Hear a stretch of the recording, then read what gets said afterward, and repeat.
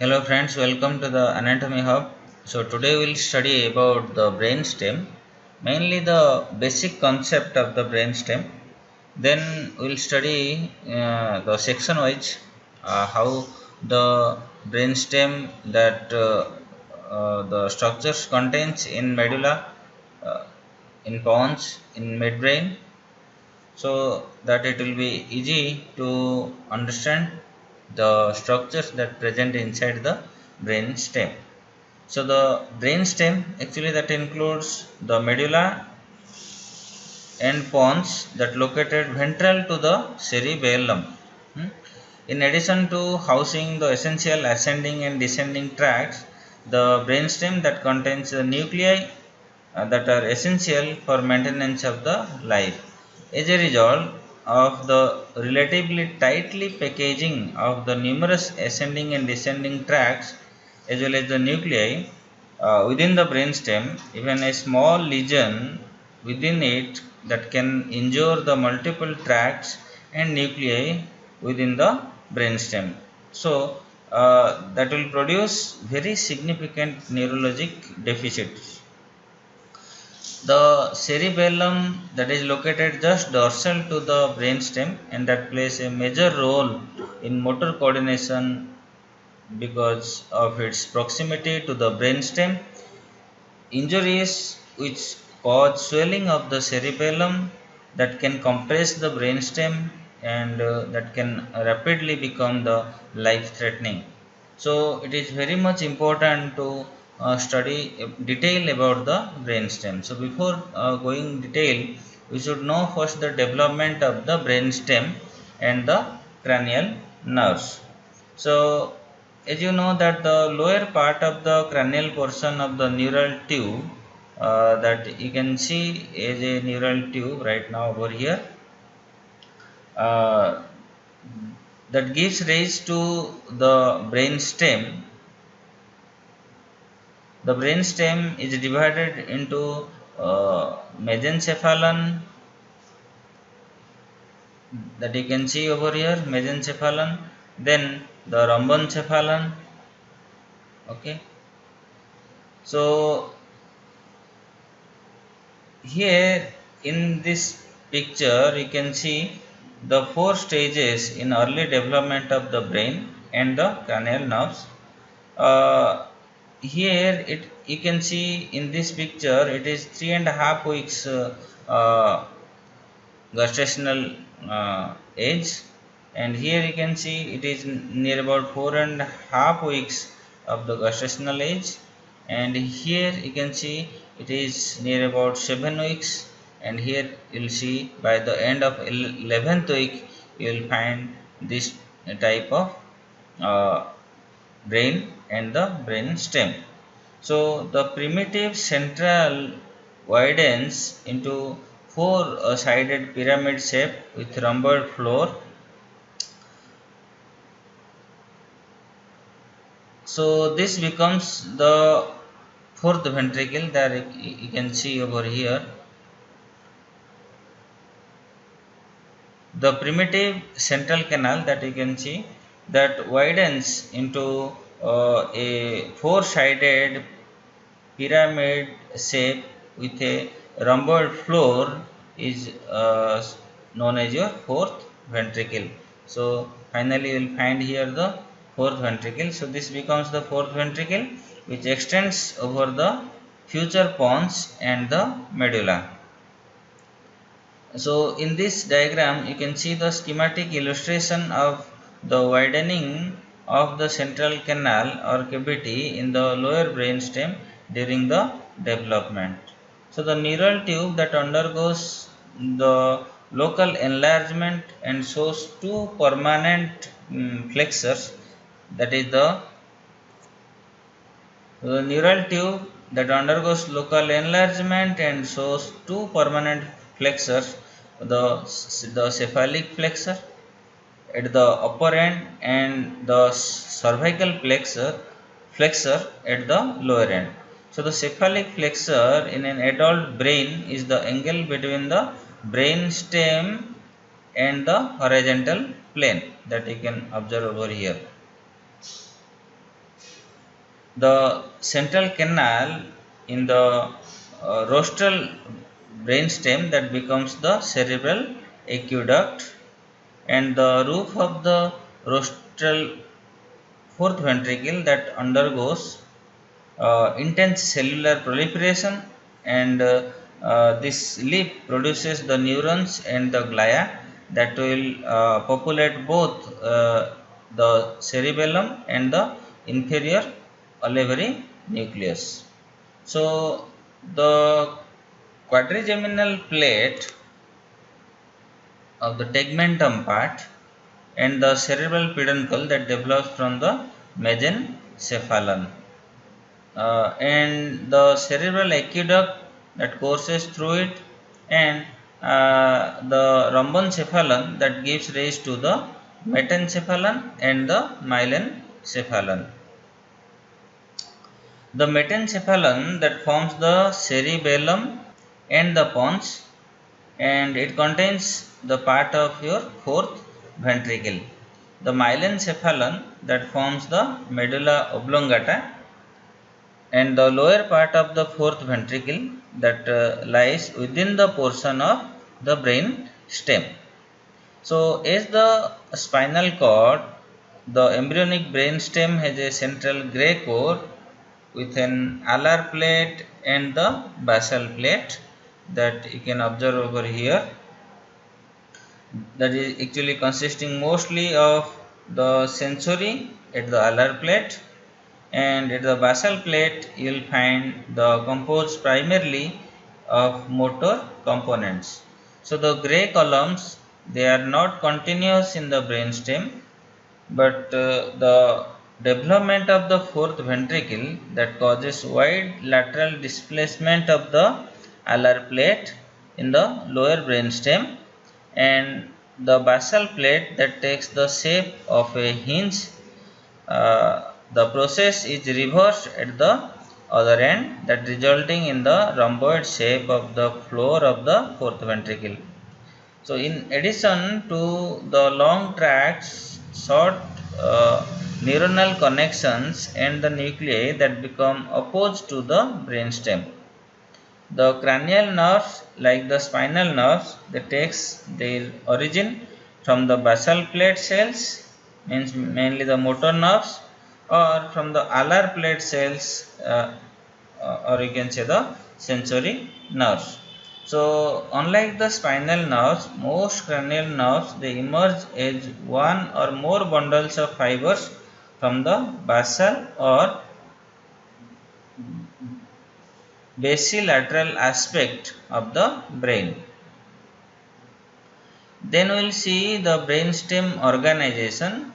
So here you can see the three major external division of the brainstem that you will find over here.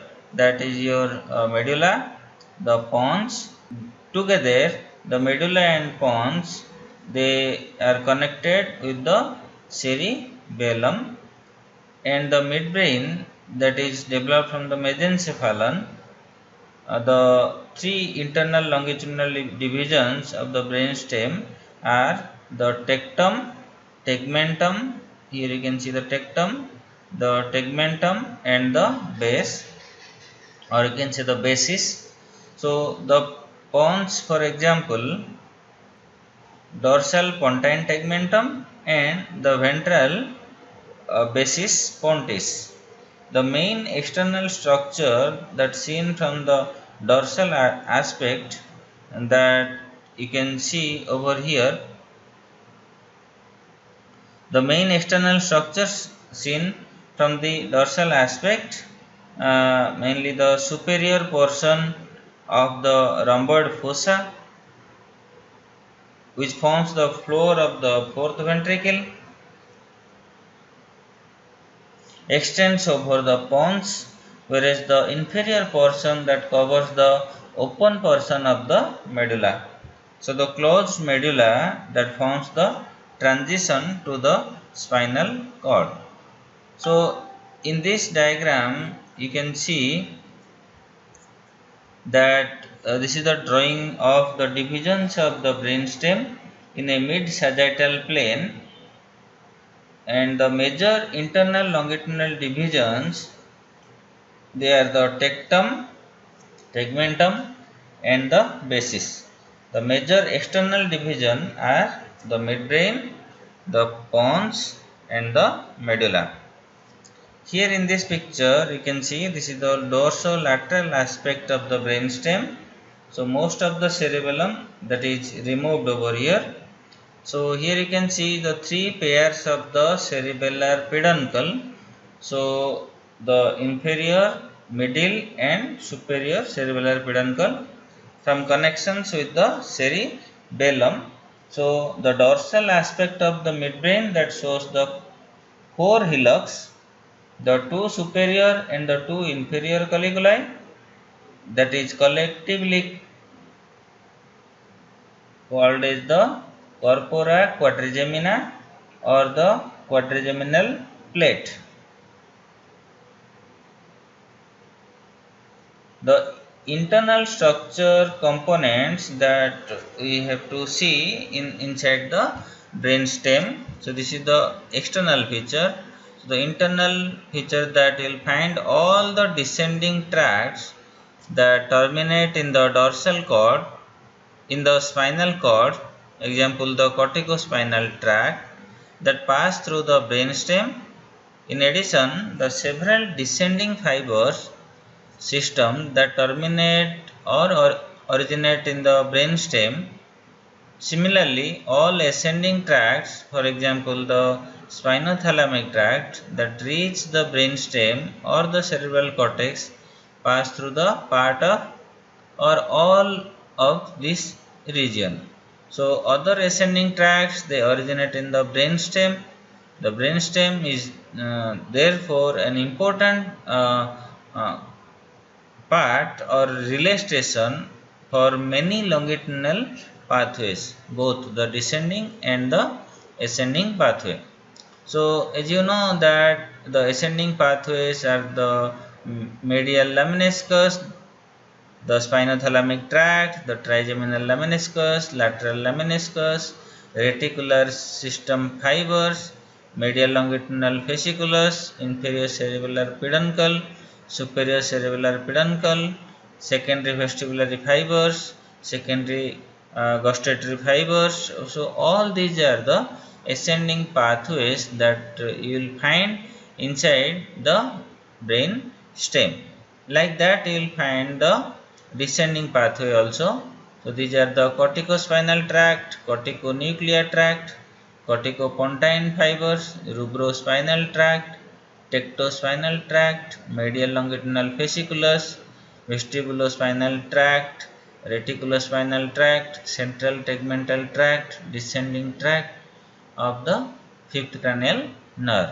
So these are the descending tracts that you will find inside the brainstem. Along with that, what other thing we will find inside the brainstem, that is the cranial nerve nuclei.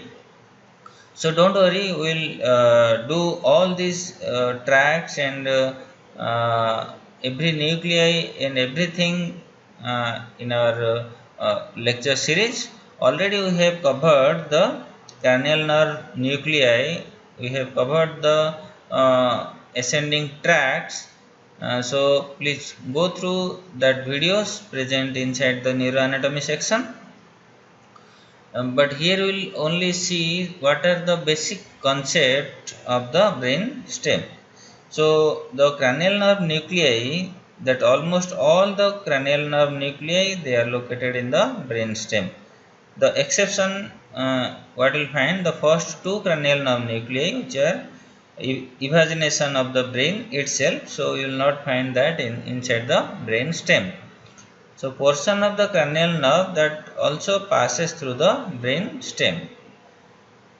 Then you will find the cerebellar peduncles. So the cerebellar peduncles, that is actually the pathway or the bundle of white matter fibers that connects from the brain stem to the cerebellum. So the pathways to and from the cerebellum pass through three pairs of cerebellar peduncles. That is known as your cerebellar peduncle. This is nothing but the bundle of white matter fibers connecting from the brainstem to the cerebellum, or from the cerebellum to the brainstem. Then we will see the descending autonomic system pathways. So these pathways to the spinal cord pass through the brainstem, that we will discuss in later. Then also here in brainstem you will find the reticular formation. So several of these areas in the tegmentum part of the brainstem, they are vitally involved in the control of the respiration, cardiovascular system function, and states of consciousness, sleep, and alertness. That you can see the reticular formation. So the reticular formation is nothing but the pieces of gray matter that is fragmented due to the passage of the white matter fibers, the ascending pathways and the descending pathways inside the tegmentum part of the brain stem. So also you will find the monoaminergic pathways. So the monoaminergic pathways are the pathways which include three important systems: the serotonergic pathways from the raphe nuclei, the noradrenergic pathways in the lateral reticular formation, and the extensive efferents from the locus ceruleus. And you will find the dopaminergic pathways from the basal midbrain to the basal ganglia and to other parts. Like that, you will find the cranial nerve nuclei in the brainstem. The functional composition of the lower 10 cranial nerves that can be analyzed by referring to the development of their nuclei. So the nerves are usually referred to by the name or by the Roman numerals. That here you can see at the cranial nerve nuclei, at the left side you can see the dorsal view of the human brain stem with the position of the cranial nerve nuclei that projected on the surface. Motor nuclei are on the left and the sensory nuclei are on the right side, that you can observe here. And all these nuclei we have discussed in our cranial nerve nuclei and their pathways in our neuroanatomy section.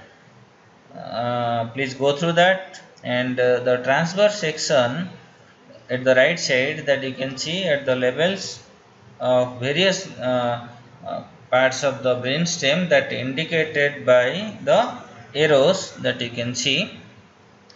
The cross section of the midbrain, the cross section of the pons, cross section of the medulla, that you can see the arrows and you can compare that. So you'll find the motor or efferent components also. So there you'll find the three types of basal plate derivatives.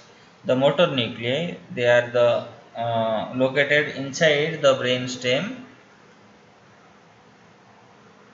Mainly the oculomotor nucleus, that you will find at the oculomotor and Edinger-Westphal nucleus.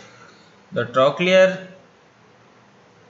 cranial nerve, that connected to the trochlear nucleus. The trigeminal, that connected to the main sensory spinal or descending nucleus, or you can or it also connects to the mesencephalic nucleus and the masticatory nucleus or the motor nucleus, brachiomotor nucleus. Like that, you will find the abducens cranial nerve, that connects to the abducens nucleus. The facial nerve, that connects to the facial motor nucleus, or you can say the brachiomotor nucleus, connected to superior salivatory nucleus, tractus solitarius, the descending spinal nucleus and the lacrimotory nucleus. Like that, you will find the vestibulocochlear cranial nerve that connects to the cochlear, means two nuclei you will find, the ventral and the dorsal cochlear nucleus, and you will find the vestibular nucleus. The vestibular nucleus is four components: the superior, medial, lateral and inferior vestibular nucleus. Like that, you will find the glossopharyngeus cranial nerve that connects to the nucleus ambiguous, the inferior salivatory nucleus and the tractus solitarius. You will find the vagus nerve that connects to the dorsal motor, the nucleus ambiguous, the solitary nucleus or the tractus solitarius nucleus. The accessory cranial nerve that connects to the spinal accessory nucleus, and uh, you'll find it also connects to the nucleus ambiguous. You'll find the hypoglossal nerve that connects to the hypoglossal nucleus. So all these nuclei, they actually present at the brainstem that we will study during the detailed study of the cross-sectional anatomy of the brain stem. So along with that, we will find the general somatic and efferent components, the branchial efferent components, the general visceral components, the sensory or the afferent components, general somatic afferent components, general visceral afferent components. So all these components that already we have discussed in our previous lecture, you can go through that. So here in this diagram, you can see the various sections, the schematic transverse sections through the brainstem. The corticospinal tract and the dorsal column nuclei, the medial lemniscus, they all are shown in color so that they can be followed as the course through the brain stem. So the main difference between the typical spinal and the cranial nerves, that you have to know that the simple and the regular patterns of organization of spinal nerves is not found in cranial nerves. There is no single blueprint and the cranial nerves must be learned one by one. A single cranial nerve may contain one or more functional components. Conversely, a single nucleus that may contribute to the formation of one or more cranial nerves. But you can see some cranial nerves, they are solely efferent and most are mixed, and some contain many visceral components, and the cranial nerves that already we have described detail in our previous videos. So friends, here just we have covered some the basic brainstem. What are the structures that is present inside the brainstem and how they are arranged. Now we will study detail about the every sections of the brainstem. So first we will start from the medulla, then we will go to the pons, then we will go to the brainstem, so that it will be easy to know all the structures that is present inside the brain stem. So thanks for watching.